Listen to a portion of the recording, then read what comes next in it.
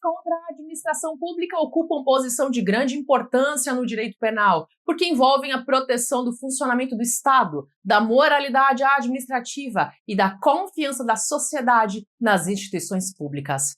Quando agentes públicos ou particulares praticam condutas que prejudicam a administração estatal, os danos normalmente ultrapassam questões financeiras e atingem a própria credibilidade do poder público. Nesse vídeo eu vou explicar os principais crimes contra a administração pública previstos no Código Penal, especialmente corrupção, peculato, prevaricação e outras infrações relevantes, mostrando como essas condutas funcionam e quais diferenças existem entre elas. Eu sou Cíntia Brunelli e eu te convido a se inscrever no canal, porque esse ano eu quero muito alcançar 1 milhão de inscritos e a sua inscrição pode me ajudar a transformar essa meta em realidade. Vamos lá! O primeiro ponto importante é compreender o que significa administração pública no contexto penal. Aqui o conceito é amplo. Ele envolve órgãos, entidades, serviços e atividades exercidas pelo Estado em benefício da coletividade.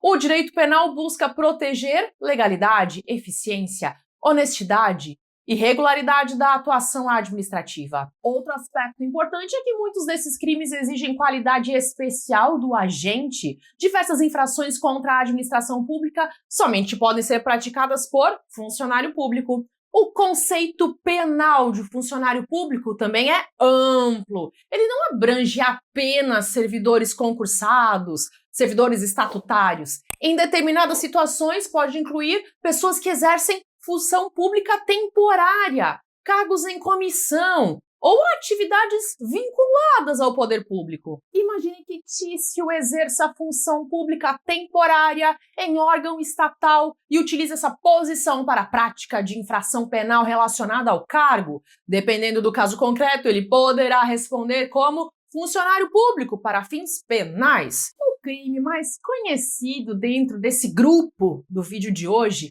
é a corrupção. O Código Penal trabalha principalmente com a corrupção passiva e corrupção ativa. A corrupção passiva ocorre quando o funcionário público solicita, recebe ou aceita promessa de vantagem indevida em razão da função exercida. Imagine que Mévio, ocupando um cargo público, solicite dinheiro para acelerar irregularmente determinado procedimento administrativo. Nesse caso, pode existir corrupção passiva. Outro ponto importante é que o crime pode se consumar mesmo sem o recebimento efetivo da vantagem. A simples solicitação ou aceitação da promessa já pode ser suficiente em determinadas situações. Também merece atenção o fato de que a vantagem indevida não precisa ser necessariamente dinheiro. Ela pode envolver presentes, favores, benefícios econômicos indiretos ou qualquer utilidade oferecida em razão da função pública. Já a corrupção ativa ocorre do lado oposto. Aqui o particular oferece ou promete vantagem indevida ao funcionário público para influenciar a sua atuação funcional. Imagine que Cornélio ofereça determinada quantia a um servidor público para evitar fiscalização legalmente obrigatória. Nesse caso, poderá existir corrupção ativa.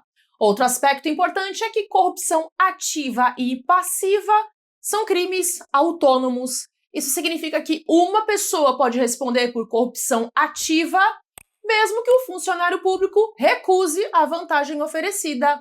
Da mesma forma, o agente público pode responder por corrupção passiva, mesmo sem o efetivo pagamento por parte do particular.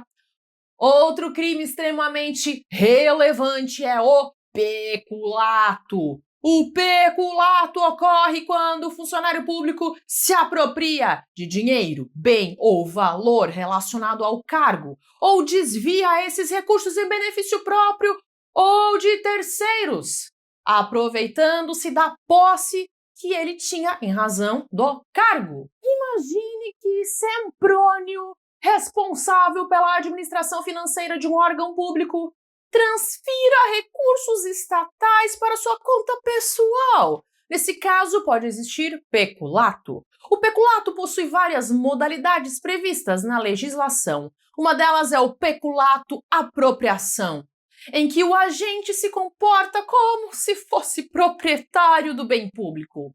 Outra modalidade é o peculato desvio. Aqui o bem não necessariamente ingressa definitivamente no patrimônio do agente, mas recebe uma destinação ilícita, diferente daquela prevista legalmente.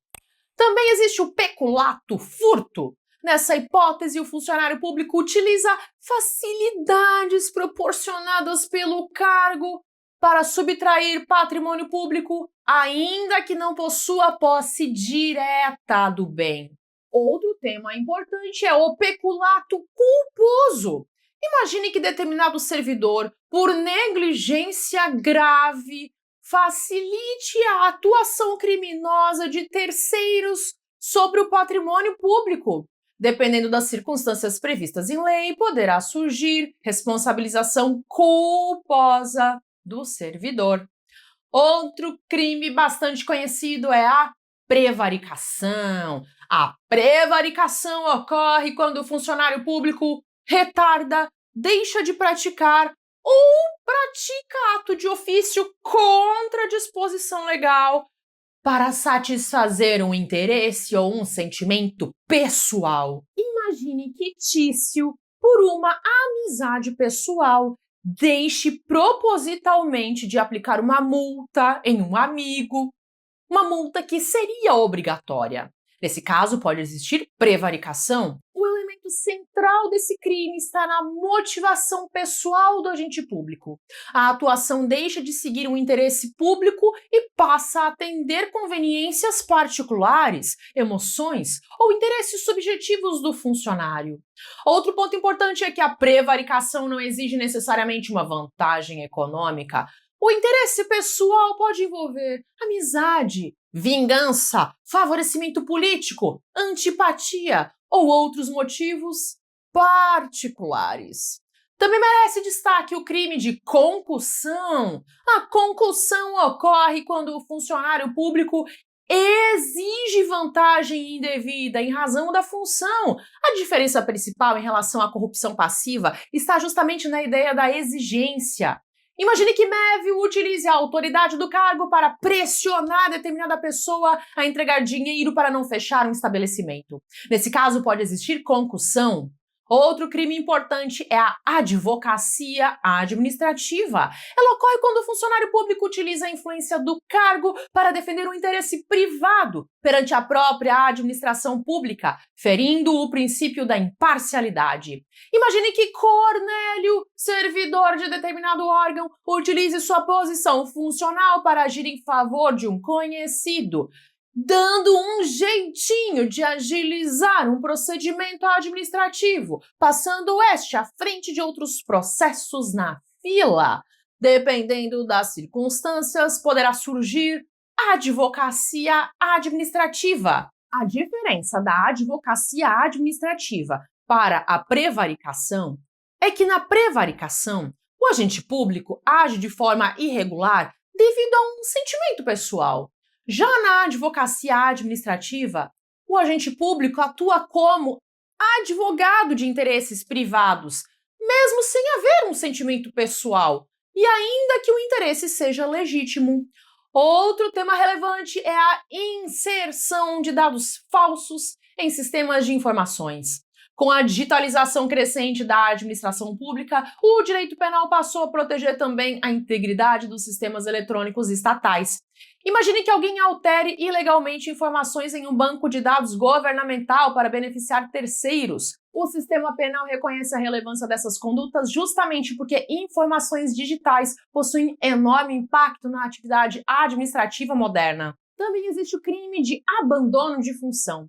Ele ocorre quando o funcionário público abandona o cargo fora das hipóteses legalmente permitidas, prejudicando o funcionamento do serviço público. Dependendo das consequências produzidas, a gravidade jurídica da infração pode aumentar. Outro crime importante é a resistência. Ela ocorre quando alguém se opõe à execução de ato legal mediante violência ou ameaça contra funcionário competente. Imagine que determinada pessoa agrida um agente público para impedir cumprimento de ordem judicial regular. Nesse caso, pode surgir configuração de resistência. Também merece atenção o desacato. O desacato envolve ofensa dirigida a um funcionário público no exercício da função ou em razão dela. Esse tema costuma gerar debates relacionados à liberdade de expressão e aos limites da proteção penal da autoridade pública. Outro aspecto importante é que os crimes contra a administração pública podem ser praticados tanto por funcionários públicos quanto por particulares, dependendo da infração específica. Em alguns casos, o particular atua sozinho, em outros, existe interação entre agentes privados e servidores públicos. Outro ponto relevante é que muitos desses crimes possuem relação direta com princípios constitucionais da administração pública, como legalidade, moralidade, impessoalidade e eficiência. Quando ocorre a prática dessas infrações, não existe apenas prejuízo econômico imediato. A confiança da sociedade nas instituições públicas também sofre abalo significativo. Além disso, determinados crimes administrativos podem gerar repercussões em outras áreas do direito. A mesma conduta pode produzir consequências penais, administrativas e civis, simultaneamente. Imagine que Tício pratique desvio de recursos públicos. Além da responsabilização criminal, podem surgir processos administrativos disciplinares e ações de ressarcimento ao erário. Outro tema importante envolve provas em crimes contra a administração pública.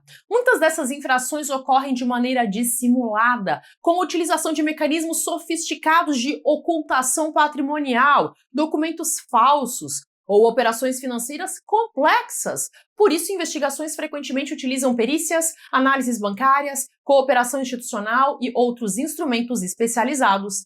Também merece atenção o papel da transparência e dos órgãos de controle. Instituições como tribunais de contas, controladorias, ministérios públicos e polícias especializadas possuem atuação relevante na fiscalização da atividade administrativa. Outro aspecto interessante é que o combate à corrupção e aos crimes administrativos se tornou tema de enorme relevância internacional. Diversos tratados internacionais estimulam cooperação entre países para a prevenção e repressão dessas infrações. Perceba como os crimes contra a administração pública envolvem a proteção não apenas do patrimônio estatal, mas também da própria legitimidade das instituições públicas. O direito penal busca preservar a confiança social no funcionamento do Estado e impedir a utilização indevida da função pública em benefício particular. Esses temas aparecem constantemente em debates jurídicos, políticos e sociais, justamente porque afetam diretamente o funcionamento da máquina pública e a qualidade das relações entre Estado e sociedade. Se você chegou até aqui, deixe o seu comentário com a frase: conhecer o direito muda destinos. Conhecer o direito muda destinos. E eu quero dizer uma coisa importante para você. Se você assistiu esse vídeo até aqui, existe uma boa chance de que você seja uma pessoa que não desiste dos próprios objetivos. Muitas pessoas começam a estudar e abandonam o caminho logo nas primeiras dificuldades. Outras pessoas passam meses dizendo que vão começar, mas nunca dão o primeiro passo. E você está aqui. Você chegou até aqui. Isso já mostra uma característica muito valiosa. Talvez você tenha dúvidas sobre a sua capacidade. Talvez você olhe para as outras pessoas, para pessoas que já foram aprovadas, e você pense que elas possuem alguma facilidade especial. Talvez você esteja começando agora e você tenha medo de não conseguir acompanhar o conteúdo. Talvez você já tenha tentado estudar antes e tenha sentido que estava perdido. Mas a verdade é que essas dúvidas são mais comuns do que você imagina. Quase todo aprovado já passou por momentos parecidos. A diferença costuma aparecer quando a pessoa decide continuar, mesmo sem ter todas as respostas. Por isso, não subestime o poder da constância. Continue estudando, continue aprendendo, continue construindo conhecimento, um dia de cada vez. E se esse conteúdo ajudou você de alguma forma, compartilhe esse vídeo com outras pessoas que também deveriam conhecer o direito. Às vezes, um vídeo simples pode ajudar alguém a caminhar em direção a uma oportunidade que pode mudar a própria vida. E falando em oportunidade, eu quero falar para você, quero apresentar para você o meu novo material, que é o Direito Básico para Concursos. Vou explicar como é que ele funciona. Ao longo de mais de 10 anos produzindo conteúdo aqui no YouTube, com mais de 1000 vídeos publicados, e mais de 50 milhões de visualizações nos meus vídeos, eu percebi uma dificuldade que se repete constantemente. Muitas pessoas querem estudar para concursos, mas não conseguem avançar, porque não possuem uma base jurídica sólida. Elas tentam estudar matérias complexas antes de entender os fundamentos. Elas assistem aulas avançadas sem compreender os conceitos básicos. Elas decoram conteúdo sem realmente entender o que estão lendo. E isso acaba gerando insegurança, desânimo e perda de tempo. Foi justamente pensando nessas pessoas que eu criei o meu novo material, que é o Direito Básico para Concursos. É um box com 7 e-books que reúne as 15 matérias jurídicas mais importantes para concursos públicos. Dentro de cada matéria, eu selecionei os temas que mais aparecem nas provas. O material foi desenvolvido especialmente para quem está começando, para quem nunca estudou direito e também para quem já está tentando estudar, mas continua sentindo dificuldades. O conteúdo foi escrito em linguagem simples, com tom leve e amigável, para que você consiga aprender sem aquela sensação de estar lendo algo impossível de entender. Ao longo dos capítulos, você vai encontrar diversos exemplos práticos que ajudam a visualizar as situações e facilitam a compreensão dos assuntos. A proposta é fazer com que você construa uma base de conhecimento de forma organizada e gradual. Quando a base é forte, todo o restante dos estudos se torna mais fácil. Além disso, você também recebe o curso Aprovação Acelerada como um bônus. Esse curso contém 7 aulas com orientações que podem ajudar você a estudar de forma mais eficiente. Dentro desse bônus, você vai aprender como criar uma rotina de estudos que funciona, como estudar com mais foco e menos cansaço, como memorizar melhor os conteúdos, como estudar leis e códigos para concursos, como definir o seu caminho dentro do universo dos concursos públicos, como desenvolver a mentalidade de quem realmente passa e como utilizar técnicas para aprender mais rápido. Afinal, não basta apenas ter acesso ao conteúdo, também é importante saber estudar da maneira certa. Muitas pessoas passam meses ou anos estudando sem estratégia. Outras gastam dinheiro com inscrições e provas sem terem construído uma base adequada. Isso gera frustração e atrasa a aprovação. Quanto antes você aprender a estudar corretamente, mais perto você vai estar dos seus objetivos.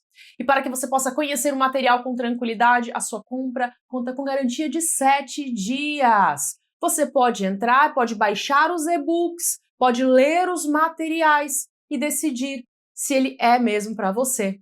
Então, recapitulando, no Direito Básico para Concursos você tem acesso a 7 e-books com as 15 matérias que mais caem em concursos e também 7 aulas no curso Aprovação Acelerada, que vão te explicar como estudar melhor para ter a sua aprovação mais rápido. E o Direito Básico para Concursos tem garantia de 7 dias, então você pode entrar, acessar os e-books, ler os materiais e verificar se faz sentido para a sua realidade. Se você quiser conhecer os detalhes, basta acessar o link que está na descrição desse vídeo.